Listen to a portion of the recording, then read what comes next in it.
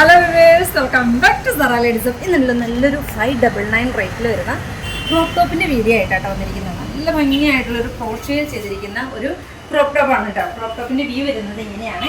നല്ല രസമായിട്ടുള്ളൊരു ഫോമാണ് കേട്ടോ. നല്ല രസം എന്ന് പറഞ്ഞു കഴിഞ്ഞാൽ ഇതേ കണ്ടോ, ഫ്രണ്ടും ബാക്കും സെയിം തന്നെ ക്രോഷേ കൊണ്ട് ഫുള്ളായിട്ട് 599 ബേർത്തായിട്ടോ നിങ്ങൾ എടുത്തോ.